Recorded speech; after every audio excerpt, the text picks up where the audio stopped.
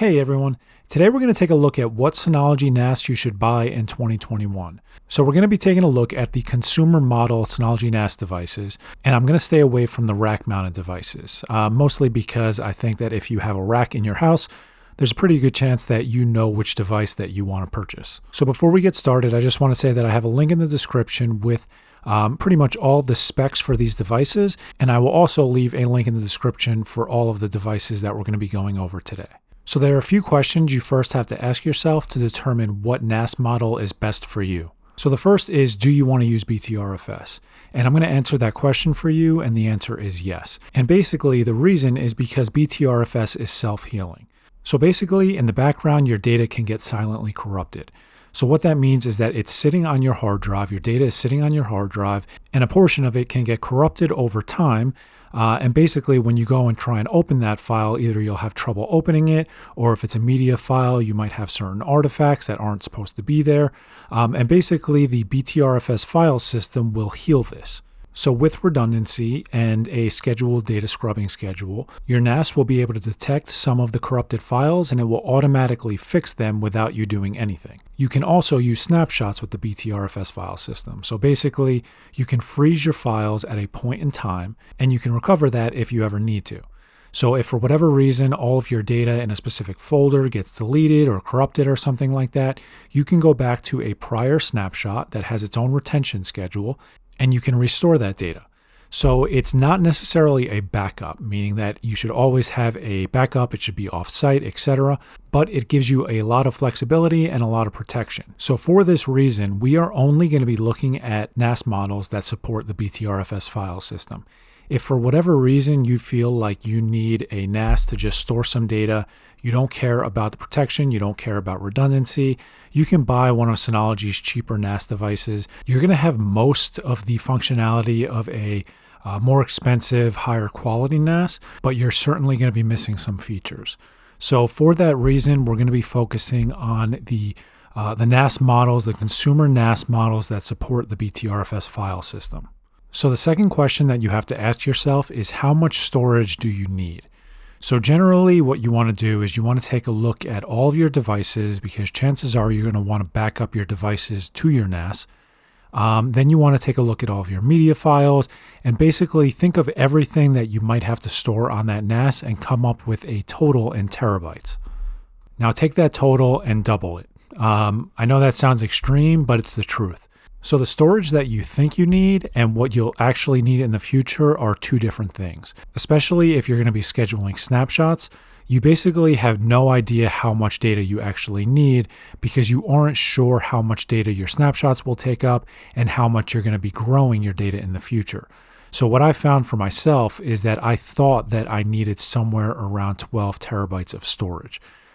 What I actually needed was 20 to 30 terabytes of storage, which is where I'm currently at today. So fortunately, I assumed that I would need more. I just didn't assume that I'd need this much more. So for you, you want to basically keep that in mind, and you want to make sure that you buy a device that can store the data that you might think you'll need in the future. So you also want to keep in mind that these NAS models generally last for many years. There are people that are using 5 to 8-year-old NAS devices right now. And while they might be outside of warranty, they work, they generally don't have any problems. So for that reason, this isn't something that you're going to be replacing every few years. I mean, you can if you want, but as the years go on, you generally use more storage because your devices require more storage. So for example, a photograph that you take today and a photograph that you take 5 years from today are going to be drastically different in size. So you want to try and project as best as you can how much data you're actually going to need. And overall, that's why I suggest that you overestimate. Once you figure that out, you have to determine what RAID array you'd like to use. So there is RAID 5, RAID 6, SHR1, and SHR2. SHR is basically Synology's hybrid RAID. It just allows you to use hard drives that are different sizes. But generally, if you use hard drives that are the exact same size, SHR1 is equal to RAID 5, and SHR2 is equal to RAID 6. So what RAID 5 and RAID 6 are is that RAID 5 allows you to have redundancy with one drive that can fail. Any one drive can fail without you losing any of your storage. So basically, if one of your hard drives dies, what you do is you take it out, you pop a new hard drive in of the exact same size that is currently in it, and the RAID will rebuild. RAID 6 is the exact same thing as RAID 5, but instead of having one drive that can fail, you can have two drives that will fail. So like I said earlier, SHR1 and SHR2 are basically Synology's hybrid RAID.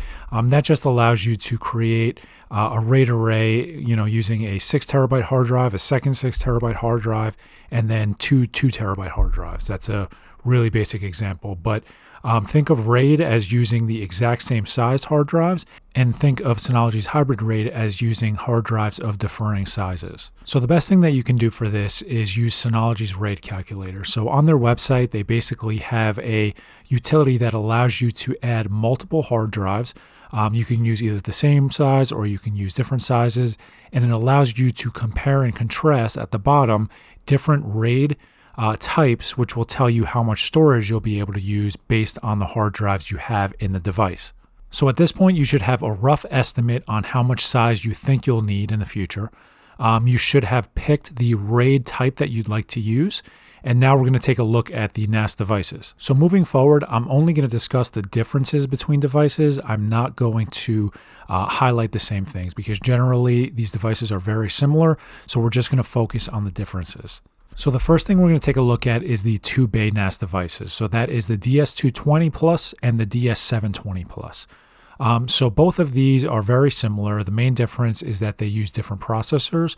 So the DS220 Plus uses a Celeron J4025 and the 720 Plus uses a Celeron J4125. The DS720 Plus also has 2 M2 drive slots for SSD cache, whereas the DS220 Plus doesn't. You also want to keep in mind that the DS220 Plus is not expandable. So you have 2 drive bays and that's it. The 720 Plus, if you ever want to expand it in the future, you can buy an expansion bay, which would allow you to use 7 total drives as opposed to just the 2 that are currently in the DS720 Plus. So for that, the expansion unit that we're talking about is the DX517. So my personal thoughts on this are that you probably want to try and stay away from 2 bay devices if you can. The main reason for that is because if you want redundancy, you really only have one option, and that's to throw 2 hard drives that are the exact same size into your device and have them mirrored. So even if you buy the DS720 Plus and you buy an expansion bay as well, first off, you're probably going to end up spending more money than if you were to just buy a 4 or 5 bay NAS device now. But you also have a fail point. So the cable between the DS720 Plus and the expansion bay is a single point of failure.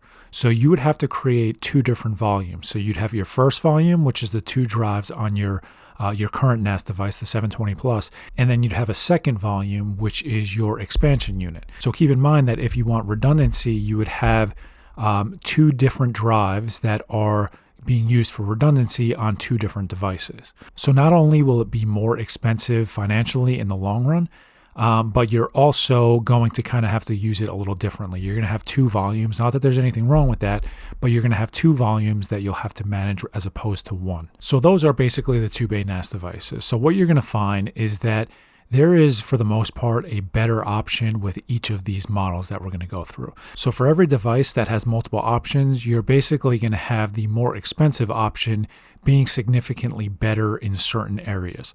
So in this case, it is generally just the processor and it is the expansion of it. So keep that in mind moving forward. That doesn't mean you have to buy the more expensive unit. It's just that there's a reason why it is more expensive. So moving on to the 4 bay NAS devices, we have the DS420 Plus and we have the DS920 Plus. So the 420 Plus comes with 2 gigabytes of DDR4 memory, and it has a Celeron J4025 processor, whereas the DS920 Plus comes with a Intel Celeron J4125 processor and 4 gigabytes of DDR4 memory. So you also have to keep in mind that if you buy the DS420 Plus, you can only upgrade the memory to 6 gigabytes total, whereas the DS920 Plus, you can upgrade to 8 gigabytes total. So in short, if you can afford the price difference, which right now is $50 more for the DS920 Plus rather than the DS420 Plus, you should definitely buy the DS920 Plus. We're not talking significantly different devices because, in general, they're the same. But you are coming out with a slightly better processor, and you have 2 gigabytes of memory more that you can upgrade it to.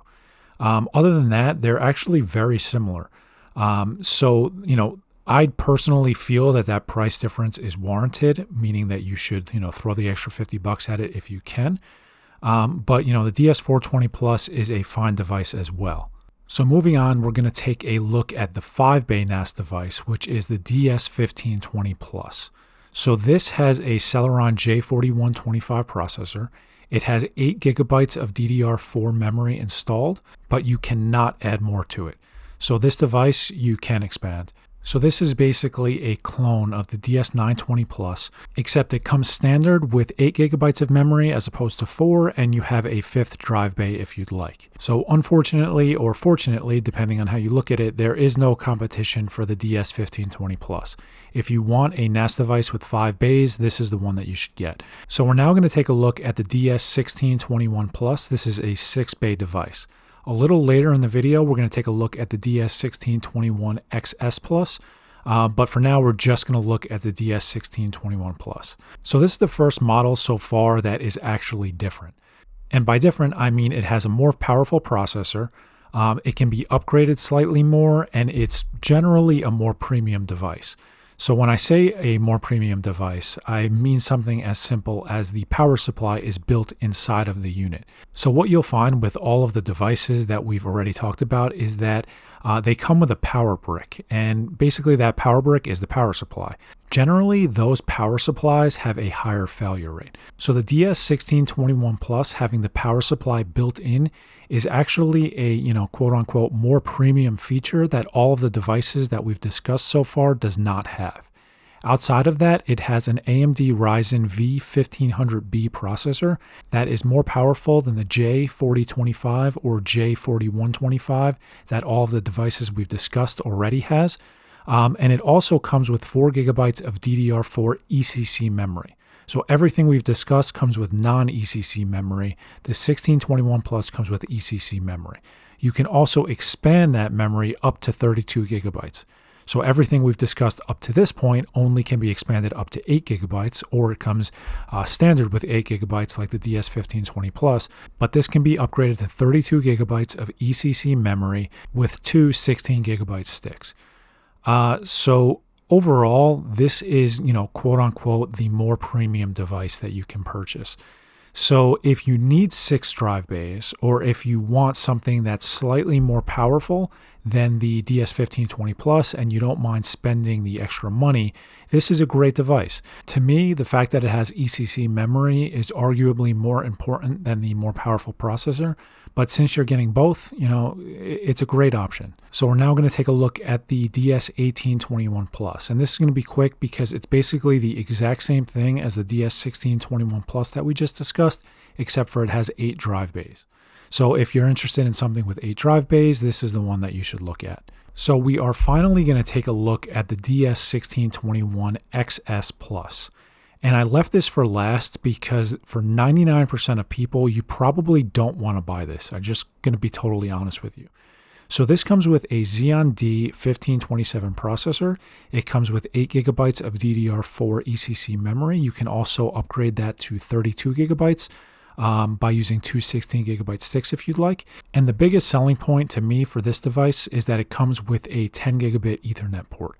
It also has a 5-year warranty, where everything we looked at today has a 3-year warranty outside of the DS220 Plus, which has a 2-year warranty. So the thing that's tough with this model is that it's very expensive. So right now on Amazon, it is $1,600 US, where it's, hundreds of dollars at that point more than every other device that we talked about today. Now it does come with the quote unquote best processor that we've talked to up to this point. But you have to keep in mind that Synology devices, generally their hardware is extremely underpowered. So in most of these cases, we're talking about processors that are 5+ years old, and they're selling them in their brand new devices. And the reason for that is because you're really buying the software when you buy a Synology NAS. You're not buying the hardware. If you want powerful hardware, you should probably look into building your own device, and you can use Unraid or you can use FreeNAS, but you're going to be able to pick up used equipment that's way more powerful than the Synology NAS can ever provide for the most part. And you're going to get it at a significantly cheaper price. So when you buy a Synology, you are buying the operating system. You're buying the ease of use, you're buying the reliability, you're buying the future updates. And for that reason, these devices, they all run DSM. So, the funny thing is the DS220 Plus and the DS1621 XS Plus are both running DSM. Now, yes, you'll be able to do things on the DS1621 XS Plus that you cannot do on the DS220 Plus. But, the operating system is the same. So if you're just looking for a storage device, something to just store your data, you really should only be looking at the total storage bays, then probably the memory, the maximum memory capacity, and then probably the processor, because you don't need anything extremely powerful to just store your data. These devices are perfect for what they do, and that's generally to just be NAS devices. It's when you start building on top of it that you might find that you need more powerful hardware. So my guidance on this is, if you need the best of the best, or you want the best of the best, and you can justify spending the money on this device, then go for it. It's, the quote-unquote best Synology NAS consumer device in a desktop format that Synology produces. But if you're just strictly looking for a 6-bay NAS, you should probably just buy the DS1621 Plus, save the money, and by the time you fill it with all your drives, you'll probably be similarly priced to what the DS1621 XS Plus is. So this is not to, say anything bad about the DS1621 XS Plus. I just want to be honest with you guys. It's just an expensive device for something that's probably not going to allow you to do much more than a 1621 Plus with a 10 gigabit Ethernet card added to it. So that was a ton of information. Generally, what you're going to find is the more expensive the device, the better it is, especially when you're comparing models that have the same drive bays. So there are more Synology models. There are more budget-friendly options that don't support BTRFS, so we didn't look at those. And Synology also offers a ton of rack-mounted options, but we didn't take a look at any of those today. So also keep in mind that there's a pretty big used market for these. So if you're interested in picking up an older model, a 1618 Plus, a DS1019, they're out there. You could take a look at them. Like I said, these devices last a long time. There's nothing wrong with buying used, especially if you get a good price for it. So hopefully this helped clarify a few things. I know this was a long video, but if you made it this far, thank you very much for watching. If you have any questions, please leave them in the comments. I'll do my best to get back to you. And if you like this video, give it a thumbs up and subscribe. Thanks, guys.